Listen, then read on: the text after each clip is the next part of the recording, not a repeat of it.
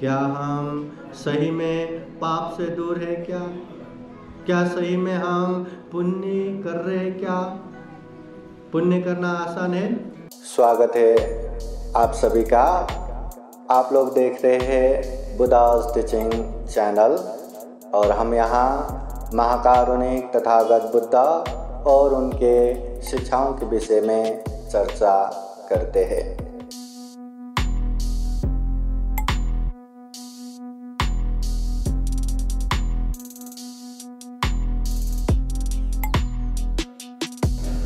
यो चेवा सततं जीवे अपसं उदय व्ययं ये काहं जीवितं सेयो पश्यतो उदय व्ययं यो चेवा सततं जीवे अपसं अमतं पदं ये काहं जीवितं सेयो पश्यतो अमतं पदम्।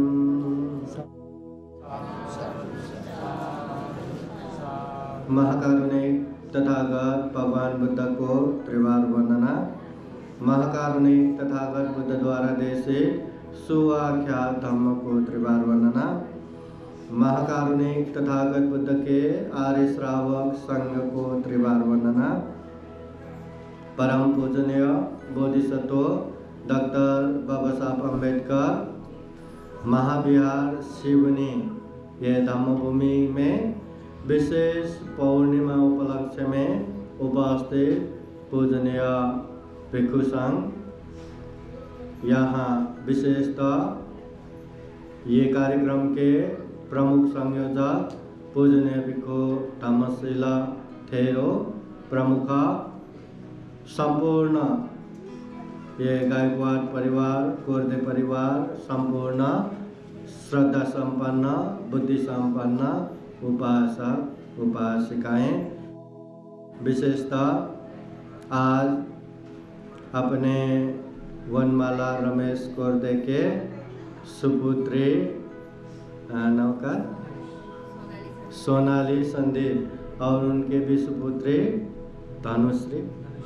तनुश्री गायकवाड़, उनके 1 वर्ष पुण्य स्मृति के उपलक्ष्य में आज बिहार में उपस्थित पूजनीय भिक्षु संघ को भोजन दान, उपासक उपासिकाओं को भोजन दान, खीर दान और विशेष ये जो दान कर रहे हैं, तो सर्वप्रथम कालकथित उपासिका तनुश्री को जो भी हम पुण्य कर रहे हैं, इस पुण्य के अनुभव से जो भी हम पुण्य करेंगे उस पुण्य के अनुभव से बुद्ध धम्म संघ के अनंत गुण धम्म और आशीर्वाद के अनुभव से उनको सुगति प्राप्त हो, दुख मुक्त निर्वाण प्राप्त हो और साथ ही साथ संपूर्ण गायकवाड़ परिवार, संपूर्ण कोरदे परिवार और आप सभी के जीवन में भी बुद्ध का आशीर्वाद रहे, धम्म का आशीर्वाद रहे, संघ का आशीर्वाद रहे, जीवन में ढेर सारा पुण्य धम्म करते हुए दुख मुक्त निर्वाण की तरफ निरंतर आगे बढ़ सके, ऐसी कामना तथा आशीर्वाद प्रदान करता हूँ। बोलिए साधु साधु साधु। महाकारुणिक तथागत बुद्ध कहते हैं किच्छो मनुष्य पति लाभो, ये जो मनुष्य जीवन है खूब दुर्लभ है। किच्छो मच्चान जीवितं, मनुष्य जीवन तो हमें प्राप्त हुआ ही, हम पुण्यवान हैं जो ऐसे सुगति प्राप्त हुआ है, ये दुर्लभ जीवन तो हमें प्राप्त हुआ ही। तो बुद्ध कहते हैं किच्छो मच्चान जीवितं, मनुष्य होकर जीना ये भी दुर्लभ है। हम कैसे जी रहे हैं, किस तरह से जी रहे हैं, बार बार ध्यान देते रहना जरूरी है। इतना दुर्लभ जीवन मिला है, केवल खाने पीने के लिए, केवल संतान उत्पादन करने के लिए, केवल जीवन जीने की संघर्ष करने के लिए, केवल मरने के लिए, क्या इतना ही हम जी रहे क्या? इतना तो छोटे से छोटे कीट पतंग जीव जंतु कोई भी इस तरह जीते हैं, वो लोग भी खा पीते हैं, वो लोग भी जीवन जीने के लिए संघर्ष करते हैं, वो लोग भी संतान उत्पादन करते हैं, चाहे गर्भ से हो या अंडा से हो, वो लोग भी जीवन जीने के लिए संघर्ष करते हैं। अगर उतने में ही सीमित रहा तो हम में और उनमें कुछ भी फर्क नहीं। इसलिए बुद्ध कहते हैं ये मनुष्य जीवन जो प्राप्त हुआ है, ये जो दुर्लभ जीवन प्राप्त हुआ है, ये जो पुण्यवान जीवन प्राप्त हुआ है, ये जीवन चिंतन मनन करने की शक्ति प्राप्त है, विवेक बुद्धि प्राप्त है और प्रज्ञापूर्ण जीवन है। तो हर चीज को अच्छे बुरे, कुशल अकुशल, पाप धर्म, योग्य अयोग्य अच्छे से हम जान भी सकते हैं, समझ भी सकते हैं और हर बुराई से दूर होके हर अच्छाई में आगे भी बढ़ सकते हैं। तो ऐसे दुर्लभ जीवन प्राप्त हुआ है, तो क्या हम मनुष्य की तरह जी रहे क्या? बार बार ये चीज देखना जरूरी है। आज है हम, कल हो ना हो। कितने लोग ऐसे बैठे बैठे गुजर जाते हैं, खड़े खड़े गुजर जाते, चलते चलते गुजर जाते, लेते लेते गुजर जाते। कोई व्यक्ति यहाँ मैं 100 साल ही जीऊँगा, 50 साल ही जीऊँगा, इसका गारंटी लेके नहीं आए हैं। कब कहाँ कैसे ये जीवन खत्म होगा पता नहीं। इसलिए ऐसे दुर्लभ जीवन क्या सही में हम सदुपयोग कर रहे क्या सही में हम मनुष्य की तरह जी रहे क्या? बार बार देखना जरूरी है। पाप नहीं करना सबको पता है, पुण्य करना ये भी सबको पता है। पुण्य करना चाहिए सबको पता है, पाप नहीं करना चाहिए ये भी पता है।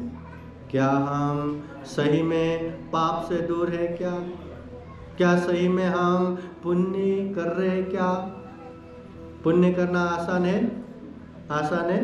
पाप से दूर होना आसान है? जब पता है पाप ही है, पाप जब करेंगे तो उसका परिणाम गलती आता है, दुख ही आता है, तकलीफ ही लेके आता है। इसके बावजूद भी क्या हम पाप से दूर हो पाते हैं क्या पाप से दूर होना आसान है क्या? पुण्य करना अच्छी बात है, पुण्य करने से ही हमारा कल्याण होगा, सुख शांति लेके आएगा, खुद का भी कल्याण होगा, अपनों का भी कल्याण होगा। ये हम जानते भी है, ये हम मानते भी है। क्या इसके बावजूद भी हम पुण्य कार्य में आगे बढ़ते हैं क्या? दान देना चाहिए करके खुले दिल से श्रद्धा पूर्वक दान देते हैं क्या? शील पालन करते हैं क्या? ध्यान साधना करते हैं क्या? पुण्य करना चाहिए पता है, फिर भी पुण्य करना आसान नहीं है। पाप नहीं करना चाहिए ये पता है, फिर भी पाप से दूर होना आसान नहीं है। इसलिए बुद्ध कहते हैं ये मनुष्य जीवन है, हम चाहे तो हर तरह के पाप से दूर हो सकते हैं, हम चाहे तो हर पुण्य कार्य में आगे बढ़ सकते हैं। तो मनुष्य की तरह जीना ये भी दुर्लभ है। क्या इस तरह का जीवन हम जी रहे क्या? बार बार ध्यान रखना जरूरी है। तथागत बुद्ध कहते हैं यो चे वस्स सतंग जीवे अपसंग उदय व्ययम। यहाँ एक इंसान 100 साल भी जिए, कितने साल? 100 साल भी जिए, मगर उदय व्यय को न जानते हुए, उत्पत्ति विनाश को न जानते हुए 100 साल भी जिए, तो उसका कोई भी लाभ नहीं है, उसका कोई भी फायदा नहीं है। उत्पत्ति और विनाश, उदय और व्यय को जानते हुए एक दिन जीना भी श्रेष्ठ है, उत्तम है। ये तथागत बुद्ध कहते हैं। उदय व्यय, उत्पत्ति विनाश, उपत्यासहेवेतं मरणं आगतं सदा। यहाँ जो जितने भी उत्पत्ति होता है, विनाश निश्चित रूप से होता है। जो जो यहाँ जन्म होता है, निश्चित रूप से मृत्यु भी आता ही है। तो ये बात को खूब अच्छे से जानना बहुत जरूरी है। जीवन है, कब कहाँ कैसे किस तरह से दुख का पहाड़ आएगा हमें पता नहीं। तनुश्री गुजर गए 1 साल पहले, जब गुजर गए तो अपने वनमाला उपासिका रोते रोते फोन करते कि ऐसे ऐसे मतलब नाटू गुजर गए, है ना, बेटी की बेटी गुजर गए। मतलब सुखद नहीं है। अपने लोग वो भी कम उम्र के ऐसे छोड़ के जाते हैं तो किसी को अच्छा नहीं लगता, सुखद नहीं है। हाँ, तो जीवन कब कहाँ कैसे खत्म होगा पता नहीं। ये बात को भी ध्यान पूर्वक मतलब समझना जरूरी है। अगर मृत्यु को हम अच्छे से रियलाइज करके महसूस करके बैठेंगे तो इस तरह का जीवन में कितना भी वज्रपात हो, कितना भी दुख हो, हमें दुखी नहीं कर पाएंगे। तथागत बुद्ध के समय में पताचारा उपासिका वो पताचारा उपासिका जो एक ही दिन में दुख का इतना वज्रपात हुआ। सबसे पहला अपने पति सांप से डस के मर गया। वो पति जिसके प्रेम में पड़ के इतने धन संपत्ति से परिपूर्ण परिवार को छोड़ के अपने नौकर के साथ भाग गए थे, उसके लिए वो मर गया। कितना दुख हुआ रहेगा। और उतना ही नहीं, उसी दिन में अपने अभी रात को ही जन्म हुआ वो बच्चा जो किनारे में रख के थोड़ा बड़े बच्चे को उस किनारे पहुंचा के आ ही रहा था, नदी के बीच में पहुंचते पहुंचते एक चील आके मांस का टुकड़ा होगा करके उसको खून में लटपट बच्चे को लेके उड़ गया। अपने आंखों के सामने छोटे बच्चे अभी जन्म हुआ, उसको चील लेके गए।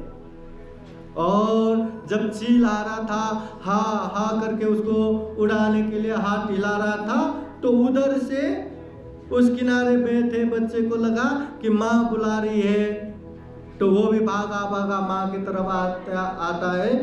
तो माँ तो नदी के बीच में, वो भी नदी में आ गया, तो नदी बहा के लेके जाते हैं अपने आंखों के सामने।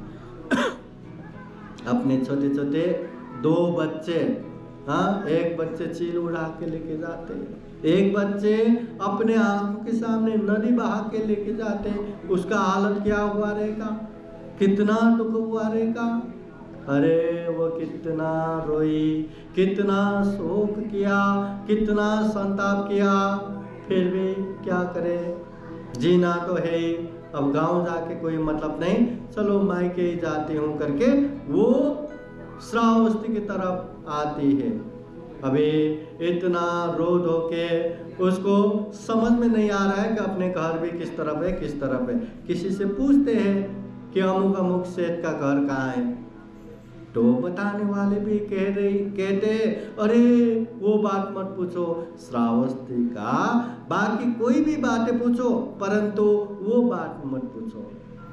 तो पताचारा कहती है मुझे तो उनके बात ही सुनना है, बाकियों का क्या लेना देना, बताओ ना। तो वो कहते हैं अरे बहन, कल रात को खूब बारिश हुआ था ना, उसकी वजह से वो सेठ का घर भी गिर गया और घर के मालकिन और उसके बेटे तीनों मर गए। दूर वहाँ धुआं उड़ रहा है ना, वो तीनों को एक ही चिहान में जो जला रहा है उसका ही धूल है, उसका ही धुआं है। अभी देखो, एक ही दिन में अपने पति सांप से डसने की वजह से मर गया, छोटे बेटे चील उड़ा के लेके गए, बड़े बेटे नदी में बहा के लेके गए, अपने माता पिता और भाई, वही परिवार के नाम पे 3 जन थे, तीनों के तीनों घर गिरने से मर गए। अब क्या हुआ रहेगा? मानो कि एकदम गर्म पानी उसके सर पे डाले जैसा, ऐसे चक्कर जैसा हो रहा है, जैसे कि वो जिस जगह खड़ी है वो जमीन ही खिसक गया, ऐसे चक्कर आके गिर पड़ा। बाद में उसका स्मृतिहीन हो गया। वो श्रावस्ती नगर में पूरे धनाढ्य परिवार के इकलौते लड़की जो 7 माले के ऊपर रह के आराम से जिंदगी जी रही थी, वो पता चाह रहा, और आज सबके बिछोड़ में, सबके मरण से दुखी पीड़ित होके एकदम पागल जैसे हो गए कि हालत ऐसा हो गया कि अभी उसके आंग पे कपड़ा है नहीं है ये भी नहीं दिखाई दिया। वो नंगे नंगे कभी रोती है, कभी हंसती है और अपनी कहानी सुनाती है कि मेरे पति को सांप डस के मार दिया, मेरे छोटे बेटे को चील उड़ा के लेके गया, बड़े बेटे को नदी बहा के लेके गए, मेरे माता पिता भाई एक ही चिहान में ये दाह संस्कार कर लिया। इतना रोत होके अपना दुख सुनाती रहती है, पर कौन उसकी दुख सुने, कौन उसको भरोसा दे? परंतु उसका पुण्य पार में ज्यादा था कि कैसे कैसे घूमते घूमते एक बार श्रावस्ती के जैतून बुद्ध विहार में पहुंच गए। ढेर सारे लोग वहां भगवान बुद्ध का उपदेश सुन रहे थे, वो भी उस तरफ चल पड़े। अब चल पड़े तो वहां उपासक उपासिकाओं ने हे पागल यहाँ मत आओ करके उसको खदेड़ने लगे, क्योंकि वो नंगी थी, पागल थी। तथागत बुद्ध ने देख लिया तो कहते हैं आने दो, मत रुको। पटाचारा आने लगे, दूर से ही तथागत बुद्ध कहते हैं बहन स्मृति रखो, होश रखो। बस बुद्ध का शब्द ऐसे कानों को चीरते हुए अंदर गया, होश आया, देखा नंगी है, एकदम शर्म से वहीं बैठ गई।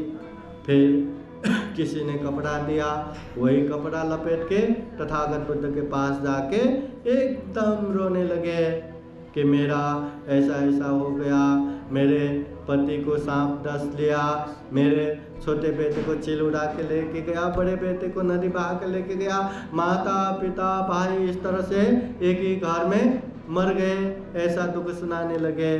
तो बुद्ध कहते हैं उपासिका, कभी ये मरा कभी वो मरा, इस तरह रोते रोते रोते रोते अनंत जन्मों में वो रोते हुए पानी जमा करके रखे तो समुद्र से भी बड़ा बन गया होगा। क्या अभी भी शोक करना है? अभी भी संताप करना है? फिर बाद में तथागत बुद्ध के उपदेश सुन के वो पता चला उपासिका अब अपना सहारा तो कुछ नहीं है, वो भगवान बुद्ध के पास दीक्षा लेके भिक्षुनी बन के बाद में दुख से मुक्त भी होते हैं।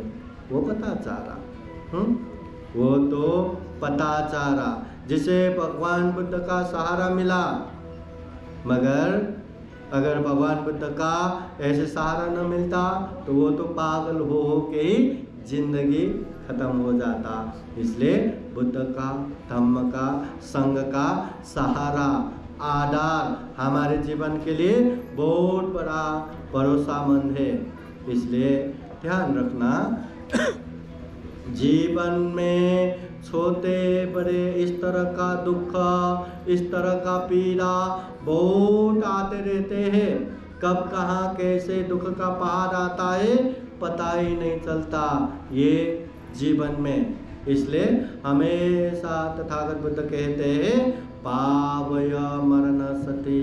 मरना है, हमेशा याद रखो, मरना है, ये बात याद रखा तो प्रत्यक्ष हमें फायदा ये हो जाता है कि हम इंसान हैं, अकेले तो रहते नहीं। तो अकेले नहीं रहते तो परिवार के साथ रहते। परिवार बोले तो दो जन, 4 जन, 8 जन, 10 जन रहता है। और जो जितने भी परिवार है वो कोई भी अजर अमर ध्रुव नित्य शाश्वत नहीं है, हर किसी को मरना ही है। तो वो परिवार में या तो सबसे पहले खुद को ही मरना पड़ेगा, नहीं तो दूसरे मरते मरते तो देखना ही है।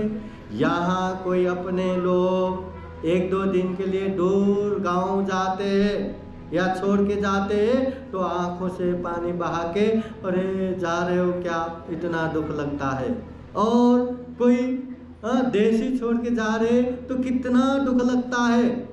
और पता चला कि वो तो जिंदगी छोड़ के जा रहे, मर रहे, तो कितना दुख लगेगा। तो ऐसे दुख तो हमें कितना होना है। अगर मरना है ये बात हमेशा याद रखा तो बस इतना ही कि मरने वाला इंसान ही मरा है, जो नहीं मरने वाला है वो नहीं मरा, मरने वाला इंसान ही मरा है। हमें भी इस तरह मरना है, ये बात को ध्यान में रखते हुए अपने आप को संयमित कर पाएंगे। देखो तनुश्री आज इस दुनिया से चले गए तो उन्होंने मेरे माता है, पिता है, परिवार है, कोई परिवार के लोगों को लेके नहीं गया। मेरे पास, मेरे माता पिता के पास धन संपत्ति है, मुझे आगे लगेगा करके 1 पैसा भी लेके नहीं गया। दूसरा तो दूसरा ये शरीर पे यहीं छोड़ के गया। यही हालत हमारा है। हम कितना भी जीवन भर पैसा पैसा करके धन संपत्ति जोड़ते रहो, आखिर सब छोड़ छाड़ के मरना ही है। मरते समय 1 पैसा भी साथ लेके नहीं जा पाओगे। जिंदगी भर ये मेरे करके परिवार को कितना भी साथ में रखो, वो परिवार भी सबके सब छोड़ के जाना है, 1 जन भी अपने साथ नहीं आएगा। और बाकी तो बाकी, ये मेरा हाथ, ये मेरा पैर, ये मेरा चेहरा, अपने शरीर कितना भी अच्छे से रखो, ये शरीर भी एक दिन मर जाएंगे। कितने लकड़ियों में जला के राख बना देगा और बचा खुचा अस्थि भी पानी में बहा के खत्म कर देगा। ये जीवन का सत्यता है, यही है ना। कितना पसंद है ये शरीर, आज नहीं तो कल हम सब मरने वाले हैं। मरने के बाद वही है परिणाम। कितना जिएंगे? मैक्सिमम 100 साल के बाद 100 साल के बाद यहाँ के बच्चे भी उस समय मर चुके होंगे, सबके सब मर चुके होंगे। ऐसे जिंदगी लेके हम आए हैं तो खूब ध्यान रखना चाहिए, खूब सजग सचेत होना चाहिए। तथागत बुद्ध के समय में एक और छोटा सा घटना, ये कृष्णा गौतमी एक गरीब परिवार से एक श्रीमंत परिवार, धनाढ्य परिवार में शादी होके गए। हमेशा उसको अपहेलना करते थे, हमेशा उसका निंदा करते थे। अचानक से उसका बच्चा हो गया, वो भी बेटा हो गया। बस एक बार उसका बेटा हुआ तो वो तो घर के गृहलक्ष्मी जैसा, सब लोग उसको खूब मान सम्मान करने लगे। अब उसको कोई काम नहीं करवाता, कोई हेला नहीं करता, अपहेलना नहीं करता, खूब अच्छे जिंदगी जी रहे थे। अचानक से वो बच्चा मर गया, छोटा बच्चा मर गया। अब माँ के हालत कैसा, यही बच्चे की वजह से मेरा परिवार में इतना इज्जत प्रतिष्ठा हुआ, अब ये बच्चा मर गया। नहीं, ये बच्चा नहीं मर सकता, ये मरा नहीं है, ये तो सोया है। बस मरे हुए बच्चे को छाती में लगा के जितने भी वैद्य जानते हैं उनके पास जाके इसको जिला दो, इसको उठा दो। सब लोग देखते हैं ये तो मर गया, मरे हुए को जिंदा नहीं कर सकते। अरे आप नहीं कर सकते तो नहीं कर सकते, मैं दूसरे वैद्य के वहां जाता हूँ। ऐसा कर करके इधर उधर पागलों की तरह भाग रहे थे। कोई एक भला इंसान ने, अरे इस तरह तो इस बहन का जिंदगी खत्म हो जाएगा, चलो इसको भगवान बुद्ध के पास भेज देते हैं, कुछ कल्याण होगा। भेज दिया भगवान बुद्ध के पास कि वो कुछ न कुछ कर देंगे।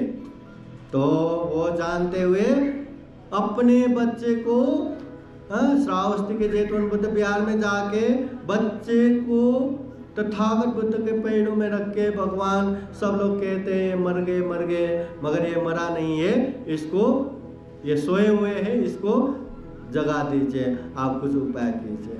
अब बुद्ध तो बुद्ध है, अगर ये मर गया बोलेंगे तो दूसरे और बुद्ध में क्या ही फर्क हो जाता।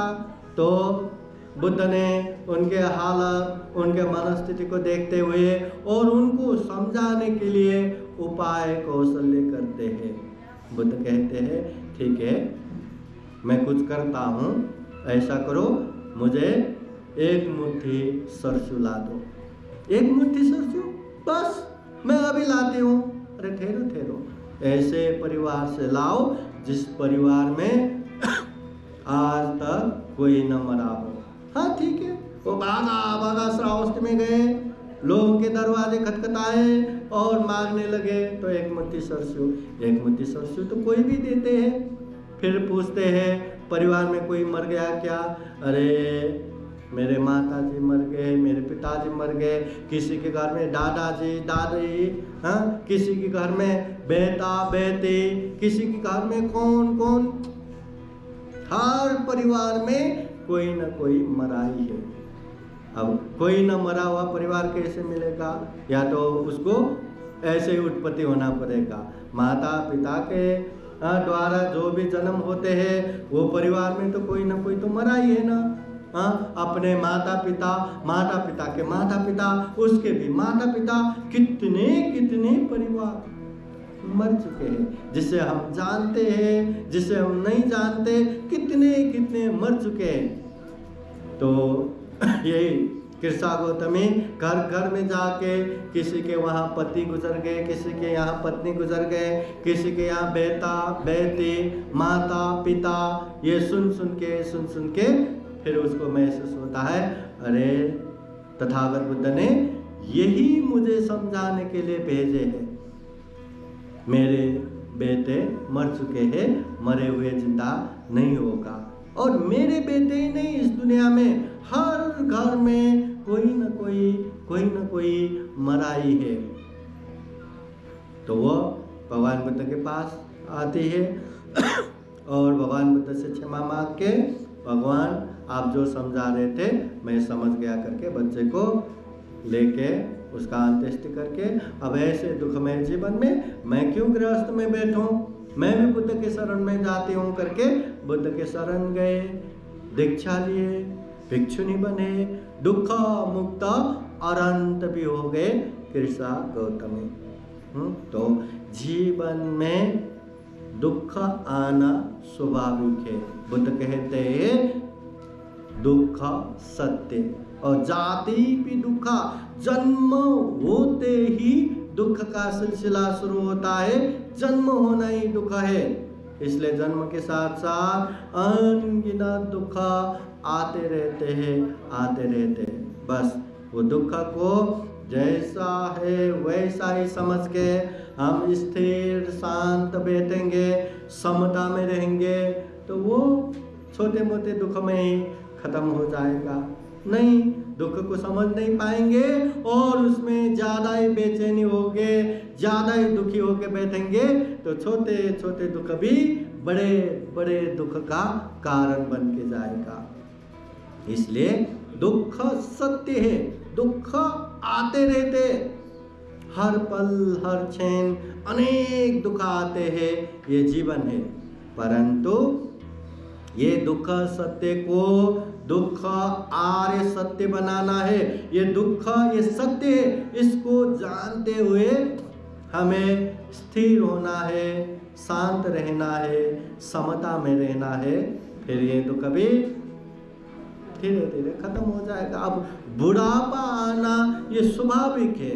नहीं, मैं तो इतना खूबसूरत था, इतने जवान थे, अब मैं बूढ़ा हो गया करके रोते बैठेंगे तो उसका दुख खुद नहीं वो बड़ा किया।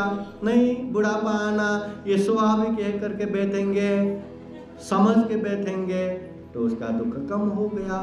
बुढ़ापा आना तो दुख है, परंतु वो दुख आया करके उसको ज्यादा मल्टीप्लाई करके नहीं बैठना।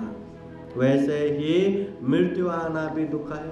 मृत्यु आएगा, अपने माता का, अपने पिता का, अपने परिवार का, खुद का, सबका आएगा। परंतु मृत्यु आया करके एकदम शोक संताप करके दुख पीड़ा लेके बैठना, वो दुख को और गुना करके बैठना है और मल्टीप्लाई करके बैठना है। इस तरह से हमारा दुख का अंत नहीं होगा। इसलिए बुद्ध स्पष्ट कहते हैं, कोई व्यक्ति गुजर जाए, अपने परिवार के कोई प्रिय व्यक्ति गुजर जाए और उसको याद करेंगे तो रोना ही आता है, रोना ही आता है। अब मैं उसको भूलना चाहता हूँ करके, भूलना नहीं है, भूलना नहीं है, हम इंसान है, परंतु रो के बैठना भी नहीं है। अब करना क्या है, तो अपने प्रिय व्यक्ति जब जब याद आए, जब जब याद आए, उसको कल्याण हो, उसको सुगति प्राप्त हो, ऐसी कामना करते हुए कुछ न कुछ, कोई न कोई पुण्य कार्य करना है। शरीर से अच्छा करो, वाणी से अच्छा बोलो, या मन से अच्छा सोचो, कोई भी अच्छा करो, दान दो, शील पालन करो, ध्यान साधना करो, कोई भी अच्छा पुण्य करो। अपने से बड़े लोगों का सम्मान करो, सेवा करो, भगवान बुद्ध के सामने जाके वंदनाएं लो, कुछ न कुछ पुण्य कार्य करो। और वो पुण्य कार्य करके इस पुण्य के अनुभव से मेरे प्रिय व्यक्ति को सुगति प्राप्त हो, निर्वाण प्राप्ति के लिए ये पुण्य हेतु हो, कारण हो, ऐसे कामना करते जाओ। इस तरह कभी भी याद आए, आंखों से आंसू गिरा के बैठना नहीं है, याद आते ही पुण्य करना है, धम्म करना है। और पुण्य धम्म करने के लिए आलस नहीं बनना है। तो दान दो, नहीं तो शील भी पालन कर सकते हैं, नहीं तो भगवान बुद्ध के सामने ध्यान भी बैठ सकते हैं, ये वंदना भी करके बैठ सकते हैं। कोई भी पुण्य कार्य करो और इस पुण्य के अनुभव से मंगल हो, कल्याण हो, ऐसी कामना करो। इसी में खुद का भी कल्याण है और जो गुजर गए उसका भी कल्याण हो सकता है, याद रखना। हाँ, तो इसलिए इतना दुर्लभ जीवन मिला है, इतना अमूल्य और प्राणी जगत में सर्वश्रेष्ठ जीवन मिला है,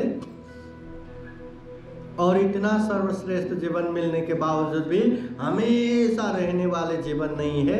कब कहाँ कैसे खत्म होगा पता नहीं। इसलिए अच्छे से अच्छे पुण्य धम्म तुरंत करना चाहिए, करते जाना चाहिए, बार बार बारंबार करना चाहिए।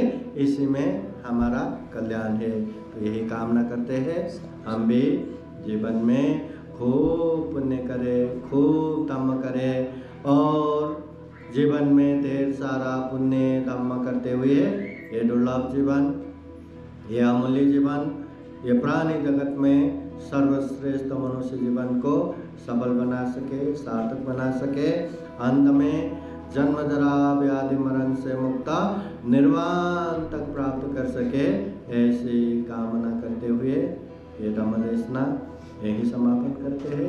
सभी का मंगल हो, सभी का कल्याण हो। भवतु सब्ब मंगलम्। साधु साधु साधु।